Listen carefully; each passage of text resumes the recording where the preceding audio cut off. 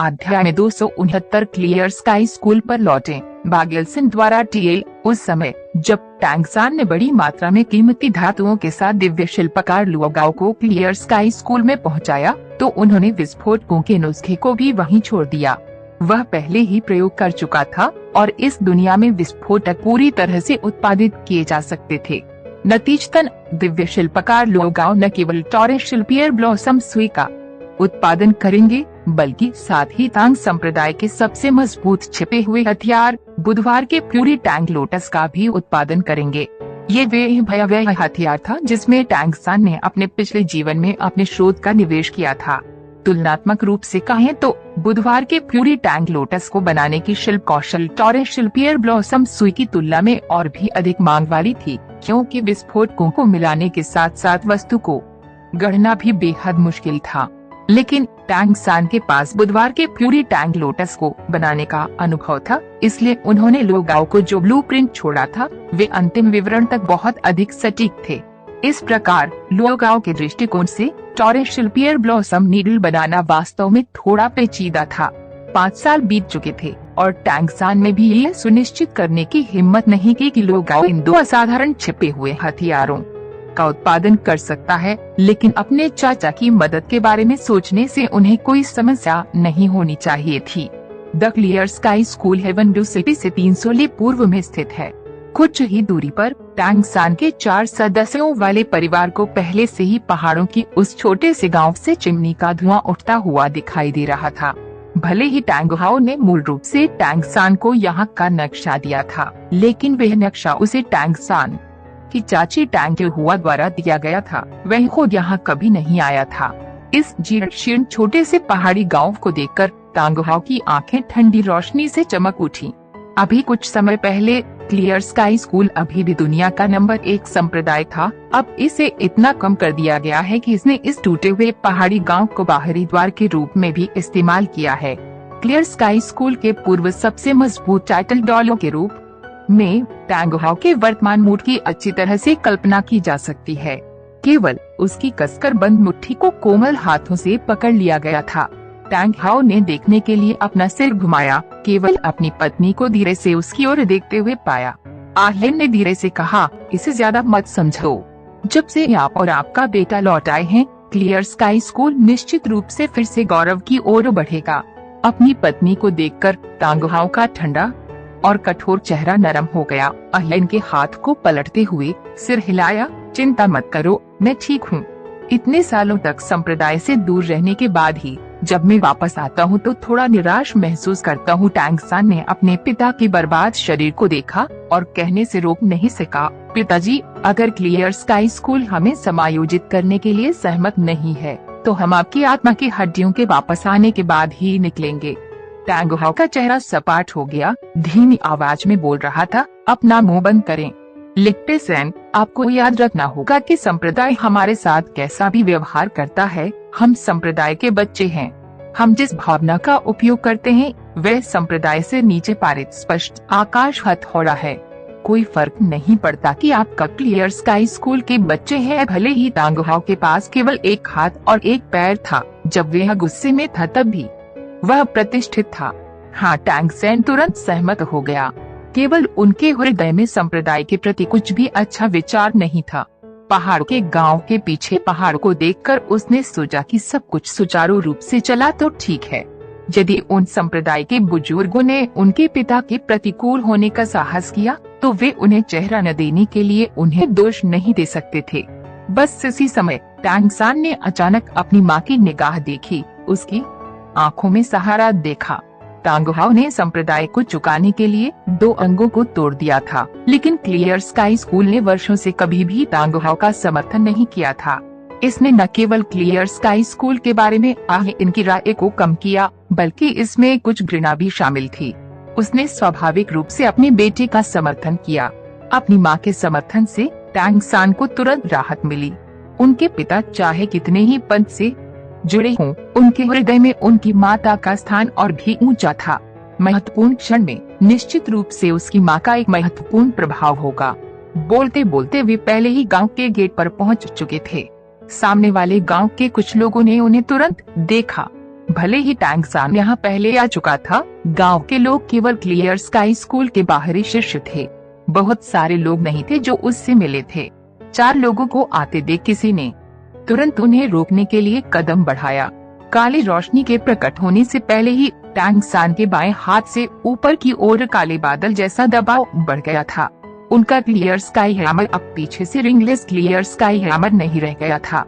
विशाल हथौड़ा काले सीगॉड ट्राइडेंट की तुलना में थोड़ा अधिक शक्तिशाली भी लग रहा था और हैमर का आयतन पहले की तुलना में पूर्णाकार का था।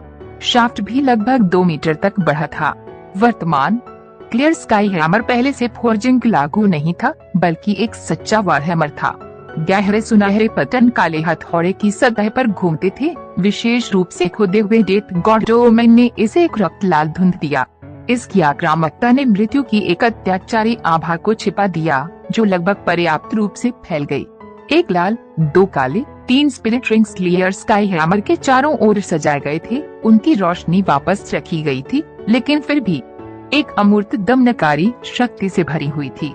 उन गिने चुने ग्रामीणों के हाव भाव में एक साथ बड़े बदलाव हुए। घबराहट में पीछे हटते हुए वे अपना संतुलन पकड़ पाते। इससे पहले कि वे अपना संतुलन पकड़ पाते, क्लियर स्काई हैमर टैंगसान को देखते हुए वे पहले से ही अवाक रह गए। टैंगसान ने उदासीनता से कहा, जल्दी से संप्रदाय को रिपोर्ट करें। उन्हें बताएं कि पिता और पुत्र तांगहाओ और टैंगसान परिवार के साथ लौट आए हैं। कुछ ग्रामीणों ने एक दूसरे को देखा, फिर तेजी से गांव की ओर दौड़े। टैंगहाओ अब सोच समझकर कुछ सोच रहा था। उसकी भौहें कसकर सिकुड़ गई थी। आहलिन अपना एक हाथ पकड़े हुए शांति से उसके पास खड़ा हो गया। समय समय पर वे अपने बेटे को देखती और जब भी वे उस लंबी सुंदर आकृति को देखती तो वे अपनी आंखों से मुस्कुराती हुई अभिव्यक्ति नहीं रखती थी। ऐसे बेटे के साथ उसे और क्या चाहिए। इस छोटे से गांव की चौकी में हमेशा संप्रदाय के शिष्य तैनात रहते थे, क्योंकि वे ग्रामीण वास्तव में टैंगसान के क्लियर स्काई हैमर से बहुत हैरान थे। वे उन्हें गांव में आमंत्रित करना भी भूल गए। कुछ देर बाद एक व्यक्ति ग्रामीणों से घिरा हुआ बाहर निकला। इस व्यक्ति ने जाने पहचाने भूरे रंग के कपड़े पहने थे। वह एक परिचित था। पहली बार टैंगसान क्लियर स्काई स्कूल में आया था। उसने टैंगलॉन के साथ मिलकर उसका अभिवादन किया था। टैंगसान को अभी भी याद था कि यह तीसरी पीढ़ी का शिष्य था जो उससे कुछ साल बड़ा था, जिसे टैंगयू कहा जाता था। टैंगयू ने स्पष्ट रूप से राहत की सांस ली जब उसने टैंगसान को देखा। ये वास्तव में तुम हो? मुझे लगा कि वे बाहरी संप्रदाय के शिष्य मुझे डरा रहे हैं। हेलो टैंगसान, वापस स्वागत है। मैंने उन्हें ये कहते हुए कैसे सुना कि दूसरा चाचा भी तुम्हारे साथ वापस आ रहा है। टैंगसान की आंखें काली पड़ गईं। टैंगयू ने अपने पिता को स्पष्ट रूप से देखा और जब उसने अपने घायल पिता को नहीं पहचाना तो वह क्लियर स्काई स्कूल के प्रति थोड़ा अधिक आक्रोश महसूस नहीं कर सका। वह धीमी आवाज में बोला, मेरे पिता यहाँ हैं। टैंगयू एक क्लियर स्काई स्कूल का शिष्य था और स्वाभाविक रूप से कोई सामान्य व्यक्ति नहीं था। उसने तुरंत टैंगसान की अभिव्यक्ति में बदलाव को महसूस किया और अपनी निगाह टैंगहाओ की ओर कर ली। भले ही उसने अपने मूड को नियंत्रित करने के लिए बहुत प्रयास किए, लेकिन जब उसने टैंगहाओ के एक हाथ और पैर को देखा तब भी वह झटके का एक भी निशान नहीं दिखा सका। केवल वह अभी भी चतुर था और बहुत जल्दी प्रतिक्रिया करता था। उसने झट से 2 कदम आगे बढ़ते हुए प्रणाम किया। जूनियर टैंगयू है। दूसरे चाचा को बधाई। टैंगहाओ वास्तव में क्लियर स्काई स्कूल की दूसरी पीढ़ी का दूसरा सबसे पुराना नहीं था। केवल वे और टैंगजियो पिछले संप्रदाय के गुरुवार की पहली पत्नी की बच्चे थे और इसलिए तीसरी पीढ़ी ने उन्हें दूसरे चाचा के रूप में संबोधित किया। टैंगहाओ ने अपना हाथ लहराया। शिष्टाचार की कोई आवश्यकता नहीं है। मैंने पहले ही 20 साल पहले क्लियर स्काई स्कूल के लोगों को संप्रदायों के पापियों में नहीं गिना था। टैंगसान धीमी आवाज में बोला, बड़े भाई टैंगयू, मैं तुम्हें रास्ता दिखाने के लिए परेशान करूँगा। हम संप्रदाय तक जा रहे हैं। टैंगसान को ये कहते हुए सुनकर टैंगयू ने तुरंत एक कठिन अभिव्यक्ति दिखाई और मुस्कुराते हुए कहा, भाई आप संप्रदाय में जा रहे हैं, स्वाभाविक रूप से कोई समस्या नहीं है। केवल आप ये भी जानते हैं कि अभी संप्रदाय को सील कर दिया गया है, बाहरी लोगों को अनुमति नहीं है। साथ ही दूसरे अंकल की स्थिति अभी संवेदनशील है। मेरे लिए इसे मुश्किल मत बनाओ। टैंगसान ने गुस्से में कहा, क्या बाहरी लोग? मेरे पिता पिछले मुखिया के बेटे हैं। जिसका शीर्षक क्लियर स्काई है। ये मेरी माँ और मेरी पत्नी है, बाहरी लोग कहाँ हैं? इस टैंक यू ने अजीब तरह से कहा। टैंक्सन, मैं वास्तव में इसका प्रभार नहीं ले सकता। इसके बारे में कैसे? आप पहले मेरे साथ संप्रदाय में आए और संप्रदाय के गुरुवार और बड़ों को परिस्थितियों के बारे में बताएं। फिर दूसरे चाचा और अपने परिवार को पहाड़ पर बुलाओ। टैंक्सन का दिल हिल गया। उसने अपनी माँ की ओर देखा और उसकी अभिव्यक्ति तुरंत शांत हो गई। टैंक यू को सिर हिलाते हुए उसने कहा, ये भी ठीक है, फिर हम पहले जाएंगे। बोलते हुए उसने अपने पिता के सामने कदम रखा। पिताजी, चलो उसके लिए मुश्किल नहीं बनाते, वह वास्तव में कार्यभार नहीं संभाल सकते। मैं पहले उसके साथ पहाड़ पर चढ़ूंगा, फिर तुम्हें लेने के लिए नीचे आऊंगा। जियोवू, तुम यहाँ भी मेरा इंतजार करो। जियोवू ने सावधानी से सिर हिलाया और टैंक्सन मुड़ा और चला गया। जैसे ही वह मुड़ा, उसके कंधे को एक मजबूत बड़े हाथ से पकड़ लिया गया। टैंक्सन ने पीछे मुड़कर देखा, केवल अपने पिता को जलती हुई निगाहों से उसे घूरते हुए देखा। पिता और पुत्र ने एक दूसरे को देखा और उस पल में टैंक्सन को पता चल गया कि उसके पिता पहले से ही समझ गए थे कि उनका क्या इरादा है। उसने चुपके से आह भरी। यह सच था कि बेटे को उसके पिता से बेहतर कोई नहीं समझ सकता था। उसने इसे पहले ही छिपा दिया था, लेकिन उसके पिता ने अभी भी उसके माध्यम से देखा। टैंक हाउ ने टैंक्सन को गहराई से देखा। छोटा सैन, औचित्य पर ध्यान दो, जाओ, हम यहाँ आपका इंतजार करेंगे। टैंक्सन की निगाहों में विस्मय के निशान दिखाई दे रहे थे। हालांकि उनके पिता ने उन्हें चेतावनी दी थी, लेकिन उनके शब्दों का स्पष्ट रूप से एक विशेष अर्थ था और उन्होंने इसका पूरी तरह से विरोध नहीं है किया। इस बिंदु से वह देख सकता था कि उसके पिता भी संप्रदाय से असंतुष्ट थे। बेशक ये इसलिए भी था क्योंकि उनके पिता का दिल संप्रदाय के साथ था और अपने दादा को सम्मान देने के लिए लौटने के लिए उत्सुक थे। अपने पिता को सिर हिलाते हुए टैंक्सन फिर मुड़ा और टैंक यू का पीछा किया। गांव से होते हुए वे एक खड़ी चट्टान की दीवार पर पहुँचे। टैंक यू ने टैंक्सन को बुलाया, फिर ऊपर की ओर जाते हुए हर 10 मीटर पर उत्तोलन के रूप में अवसाद का उपयोग करते हुए ऊपर की ओर छलांग लगाई। टैंक्सन थोड़ा मुस्कुराया। पिछली बार की तरह इस बार भी उन्होंने नियमों का पालन नहीं किया। एक धुंधलेपन के साथ वह पहले से ही हवा में ऊपर की ओर फड़फड़ा रहा था। पलक झपकते ही शीर्ष पर पहुंच गया। अपनी साधना के साथ 90 रैंक तक पहुंचने और शीर्ष डॉलो स्तर में प्रवेश करने के साथ वह 100,000 साल की स्पिरिट बोन क्षमताओं के प्रभावों का पूरी तरह से उपयोग कर सका। ब्लू सिल्वर सम्राट, दाहिने पैर की हड्डी की उड़ान क्षमता पहले से ही उसका हिस्सा बन गई थी और वह सिर्फ एक विचार के साथ एक पक्षी से भी तेज जुड़ गया। जैसे ही टैंक यू ने चोटी बनाई और देखा कि टैंक्सन पहले से ही उसका इंतजार कर रहा है, वह अपनी आंखों को रगड़ने से नहीं रोक सका। उसने ये भी नहीं देखा था कि टैंक्सन वहाँ कैसे उठा। चलो थोड़ा जल्दी करें ताकि पिता को प्रतीक्षा न करे। टैंक्सन ने टैंक यू को सिर हिलाया, फिर बाहर पहुंचा और उसका कंधा पकड़ लिया। क्लियर स्काई स्कूल के प्रत्यक्ष वंशज के रूप में टैंक यू के पास स्वाभाविक रूप से भी असामान्य ताकत थी। उसने चकमा देने के इरादे से अचेतन रूप से पीछे खींच लिया, लेकिन कौन जानता था कि टैंक्सन की हथेली में एक विचित्र आकर्षक शक्ति है। टैंक यू ने केवल अपने कंधे को सुन महसूस किया और उसके शरीर में स्वचालित रूप से एकत्रित आध्यात्मिक शक्ति वास्तव में सहमत थी। अगले ही पल जब वो ऊपर की ओर धुंध में उड़ रहा था तो वे अलार्म बजाकर चिल्लाया।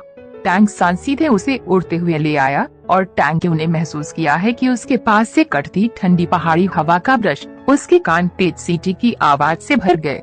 लेकिन हैरानी की बात यह है कि उसे जरा भी ठंड नहीं लग रही थी। इसके बजाय वह आराम से गर्म था, जैसे कि गर्म पानी में लथपथ, अविश्वसनीय रूप से आरामदायक। इससे पहले कि टैंक यू इसका भरपूर आनंद उठा पाता, उसके नीचे एक झटका लगा क्योंकि उसके पैर वापस ठोस जमीन पर थे और उसने एक साथ अपने शरीर पर नियंत्रण पा लिया। टैंक्सन ने अपना बायां हाथ उसके कंधे से हटा दिया, थोड़ा मुस्कुराया। अपमानजनक होने के लिए इसे मेरे खिलाफ न पकड़ें। ये थोड़ा तेज था। टैंक यू को तब पता चला कि वे यह पहले ही क्लियर स्काई स्कूल के मुख्य शिखर पर लौट चुका था और कुछ ही देर में बेबसी से अपना सिर हिलाते हुए टैंक्सन पर टैंक यू की निगाह तुरंत बदल गई। टैंक्सन, तुम पिछली बार वापस आने की तुलना में अब और भी अधिक भयानक हो। केवल मुझे किसी तरह लगता है कि आपके इरादे बुरे हैं। बड़ों के सामने इस तरह का मूड न रखें। बुजुर्ग अच्छे मूड में नहीं है। टैंग सान शांति से मुस्कुराया। चेतावनी के लिए बहुत धन्यवाद, मैं इसे ध्यान में रखूंगा। उसने मन ही मन सोचा, क्या यह सच में इतना स्पष्ट दिखा?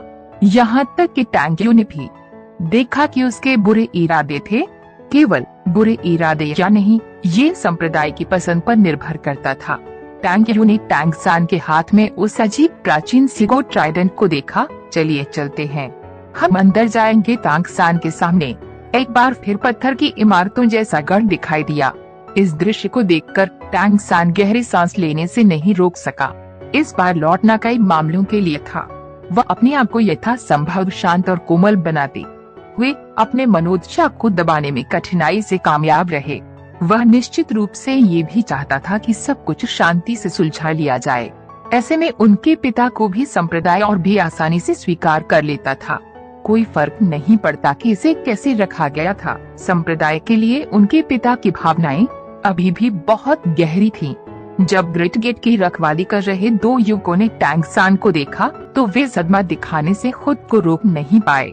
उन दोनों ने टैंग सान को देखा था और उस समय टैंग सान ने साफ आकाश संप्रदाय को अपनी शक्ति का प्रदर्शन किया था। 40% आध्यात्मिक शक्ति साथ में बुजुर्ग को हराकर इन युवाओं को एक गहरी छाप के साथ छोड़ दिया था। भले ही टैंग लॉन्ग और टैंग हू हमेशा तीसरी पीढ़ी के नेता थे, इन तीसरी और चौथी पीढ़ी के शिष्यों में टैंग सान को हमेशा तीसरी पीढ़ी के नंबर 1 के रूप में जाना जाता था। इसलिए जब उन्होंने टैंग सान को देखा तो उन्होंने कुछ प्रशंसात्मक निगाहों के साथ एक तरफ कदम रखते हुए उन्हें रोकने के बारे में जरा भी नहीं सोचा।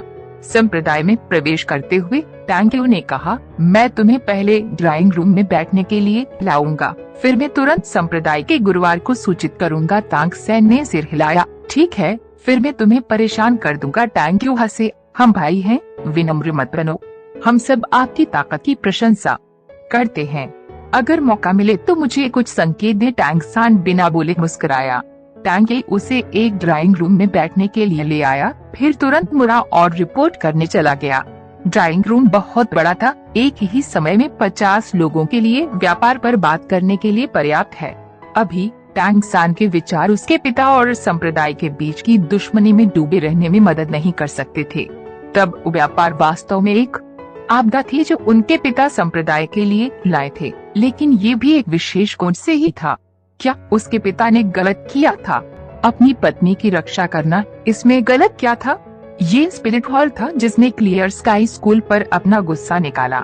उस समय टैंग सान ने मूल रूप से सोचा था कि यह एक आपदा थी जिसे उनके पिता संप्रदाय लाए थे, और एक बार ये भी माना कि उनके पिता इसे स्वीकार करने के लिए बाध्य थे। लेकिन इन वर्षों में इतने सारे अनुभवों से गुजरते हुए और स्पिरिट हॉल के संपर्क में आने से वह पहले से ही समझ गया था कि अगर ऐसा नहीं हुआ तो भी स्पिरिट हॉल ने अभी भी क्लियर स्काई स्कूल को दूर नहीं जाने दिया। और उस समय संप्रदाय ने हमले का सामना करने की बजाय पीछे हटने का विकल्प चुना। जाहिर है स्पिरिट हॉल बेहद शक्तिशाली था, लेकिन 4 कबीले प्रमुखों ने जो कहा उसके अनुसार उस समय क्लियर स्काई स्कूल भी फल फूल रहा था। यदि वे ब्लू लाइटनिंग, तानाशाह ड्रैगन कबीले और 7 ट्रेजर ग्लेजर टाइल स्कूल के साथ सेना में शामिल हो सकते थे, तो स्पिरिट हॉल ने कार्य करने की हिम्मत नहीं की होगी। अगर उन्होंने किया भी होता तो परिणाम अब से बुरा नहीं होता। 7 महान संप्रदायों में से एक बार शीर्ष 3 में से अब एक मर गया था, एक बर्बाद हो गया था, एक छिपा हुआ था। क्लियर स्काई स्कूल वास्तव में जिम्मेदारी से नहीं बच सका। दुनिया के नंबर 1 संप्रदाय के रूप में केवल संप्रदाय के लाभ के लिए पूरी तरह से पीछे हटना, आत्मा हॉल को और भी अधिक बेईमानी से विस्तार करने के लिए छोड़कर आज की स्थिति में आत्मा साम्राज्य के साथ स्वर्गदूत और स्टार लोअर साम्राज्यों में अपनी नाक ऊपर करना। इस दृष्टि से उस समय उसके पिता ने वास्तव में क्या गलत किया था? संप्रदाय ने न केवल अपने पिता के साथ संबंध तोड़ने की घोषणा की, फिर भी इससे छिपाने के साथ समाप्त कर दिया। उन बड़ों ने गलती से उसके पिता पर दोष मढ़ा दिया। क्या वे वास्तव में उसके पिता को दोष दे सकते थे? 25 वर्षों तक उनके पिता हमेशा अवसाद में रहे और अंत में उन्हें पालने के लिए संप्रदाय के पक्ष को चुकाने के लिए खुद को क्षत विक्षत भी कर दिया। यह सोचकर टैंग सान अपनी मुट्ठी बंद करने में मदद नहीं कर सका। उनके पिता गलत नहीं थे, संप्रदाय था। ये विचार उसके मन में अनियंत्रित रूप से फैल गया। जैसे ही वह विचार कर रहा था, अचानक आश्चर्य की एक मधुर ध्वनि गूंज उठी। ये तुम हो? तुम वापस आ गए। टैंग सैन ने देखने के लिए अपना सिर उठाया। ये एक और परिचित व्यक्ति था, तीसरी पीढ़ी के शिष्यों में से एक उत्कृष्ट व्यक्ति। तीसरी पीढ़ी के लिए टैंग लॉन के प्रतिद्वंद्वी टैंग हू को धोखा दिया। वह बस दरवाजे के बाहर खड़ा होकर उसे देख रहा था। वे कई सालों से नहीं मिले थे और टैंग हू की उपस्थिति और भी अधिक स्थिर हो गई थी। वास्तव में आरक्षित शक्ति के साथ एक भयंकर बाघ की तरह हर